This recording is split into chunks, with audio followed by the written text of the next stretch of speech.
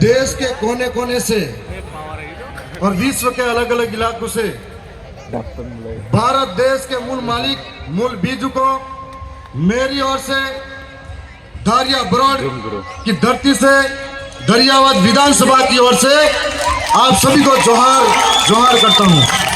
साथ ही मेरे पुरखों को नमन करता हूं। आज से पहले में 3 साल पहले जो झाबुआ के अंदर कार्यक्रम हुआ था, उस कार्यक्रम के अंदर मैं गया था तो कभी सोचा नहीं था इतना बड़ा मंच मिलेगा।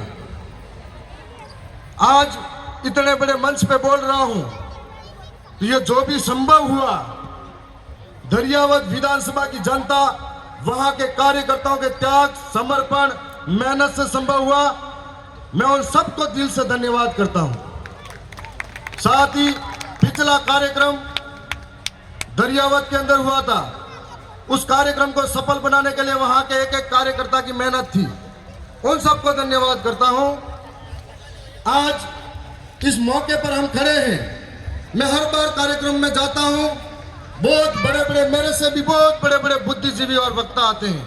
मैं गहराई से उनको सुनता हूं, तब महसूस होता है कि सबके मुंह से निकलता है कि जमीनें लूटी जा रही है, जंगल छीना जा रहा है, अधिकार लूटे जा रहे हैं, रोज कानून बदले जा रहे हैं। समस्या सबसे सुनता हूं, लेकिन समाधान कौन बताएगा? समस्या सबसे सुनता जा रहा हूं। आज देश के कोने कोने पर आदिवासियों की स्थिति क्या है? चाहे वो मणिपुर का आदिवासी हो, चाहे वो झारखंड छत्तीसगढ़ का आदिवासी हो, चाहे मध्य प्रदेश का आदिवासी हो, चाहे राजस्थान का आदिवासी हो, आए दिन आदिवासी को जमीनों के नाम पर विस्थापित किया जाता है। आए दिन आदिवासी को विकास के नाम पर विस्थापित किया जाता है। आए दिन आदिवासी को डैम के नाम पर विस्थापित किया जाता है, तो कभी स्टैच्यू ऑफ यूनिटी के नाम पर विस्थापित किया जाता है। आए दिन आदिवासी के ऊपर जो इस देश का मूल मालिक है, उसके सर पे मुद्दा जाता है, कभी बहन बेटी को नंगा करके घुमाया जाता है। लेकिन इस समस्या का समाधान क्या है? क्योंकि हम लोग इस देश के अंदर 11 करोड़ 11% है, लेकिन कहीं संगठनों में बटे हुए हैं, कहीं झंडे लेके घूम रहे हैं और छोटे छोटे बातों में बटे हुए हैं। हम लोग पूरे 5 साल तक धरने प्रदर्शन करते हैं, सड़कों पर रहते हैं, संघर्ष करते हैं, लेकिन जब बारी आती है एक होकर ताकत दिखाने की, तब हमारा पाला चेंज कर देते हैं। यही हाल मध्य प्रदेश के अंदर हुआ था, यही हाल गुजरात के अंदर हुआ था। इसलिए हम लोग दर दर की ठोकरें खाने पर मजबूर हैं। मैं राजस्थान से आता हूं।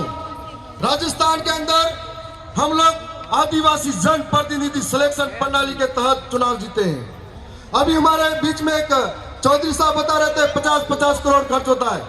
मैं साधारण परिवार का किसान का बेटा, जब मेरा पिता ये कहता था कि बेटा चुनाव मतलब कपड़े पहनने के पैसे नहीं है, और इस विचारधारा की वजह से मैं विधायक बना हूं, एक एक जनता की वजह से बना हूं कि हमारे वहां पर चुनाव जीतने के बाद में विधानसभा के अंदर यदि हम नहीं बोलते हैं तो हमारे टिकट जनता काट देती है, और कमल कांग्रेस अगर बोलती है तो उनका टिकट हाईकमान काट देता है। इसलिए हमको बोलना पड़ता है।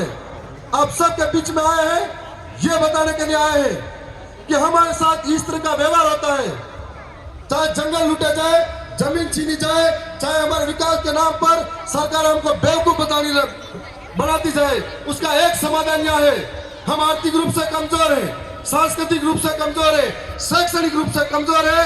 5 साल सड़कों पे आंदोलन करेंगे, धरना प्रदर्शन करेंगे।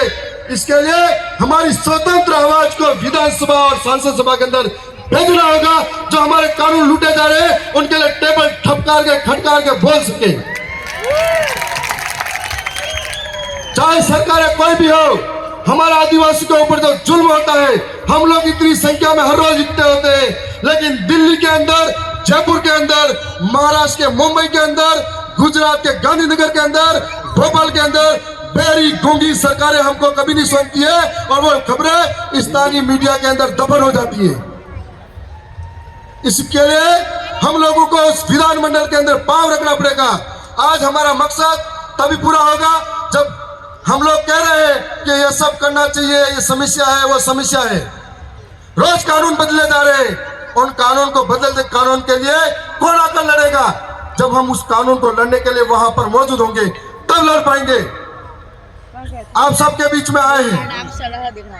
आने वाले समय में राजस्थान का मॉडल अपनाइए। आपको एक मौका देके जा रहे हैं कि एक एक गरीब कि राजस्थान का मॉडल के अंदर राजा का बेटा राजा नहीं बन सकता। आप में से जो काबिलियत रखता है आदिवासी गरीब शोषित पीड़ित वंचित के लिए लड़ने के लिए, वो राजा बन सकता है। ये आपके अंदर बताने जा रहे हैं। राजस्थान के अंदर एक व्यवस्था के अंदर पहली बार पार्टी लेके आ गई। उस पार्टी के अंदर 84 के राजकुमार जी रोज साहब जो दूसरी बार 70,000 वोटों से जीते, उनके पिता बचपन में ही चले गए थे, साधारण परिवार से ही। दूसरे आसपुर के अंदर 30,000 वोटों से जीते, उनके पिता गरीब परिवार से हैं। मेरे पिता साधारण परिवार के खेती करने वाले हैं। और हमारे मध्य प्रदेश के अंदर जो चुनाव जीते कमलेश्वर भाई, जब चुनाव जीत कर जब घर आए, उनकी मां मजदूरी करके आ रही थी। ये तुम आप सभी के लिए प्रेरणा नहीं तो क्या है? और ये प्रेरणा दरियावत की जनता, आसपुर की जनता और बिल प्रदेश की जनता के साथ है। हम लोगों को आने वाले समय में मिलकर राजस्थान, मध्य प्रदेश, गुजरात, छत्तीसगढ़, झारखंड, मुझे जब दर्द होता है, चाहे आदिवासी झारखंड का हो, छत्तीसगढ़ का हो, चाहे आदिवासी मध्य प्रदेश, राजस्थान, गुजरात का हो, यदि कहीं के भी आदिवासी के साथ कोई घटना होती है, हमको ऐसा लगता है हमारे किसी शरीर के किसी हिस्से पर चोट पहुंचाई गई है और इस दर्द को अंदर से झेलते हैं हम लोग। इसलिए सबसे पहले खड़े होते हैं। यदि देश के अंदर बड़े बड़े कार्यक्रम हर रोज होते हैं, सारे संगठन, सारे लोग जब भी आदिवासियों के साथ गलत होता है एक साथ सड़कों पे आ जाए, एक साथ बोलने लग जाए, तो कभी आंदोलन करने की जरूरत नहीं पड़ेगी। मैं आप सबके बीच में जो समय दिया है उसके लिए भी धन्यवाद। और मैं इतना ही कहूंगा कि आवाज अपनी दूर तलक छोड़ जाऊंगा, आवाज अपनी दूर तलक छोड़ जाऊंगा। खामोशी की बेमौत गवारा नहीं मुझे, शीशा हूं मैं, टूट भी गया तो अपनी खनक छोड़ जाऊंगा। आप सबको बहुत बहुत धन्यवाद। जय जवान, जय आदिवासी, जय बिल प्रदेश।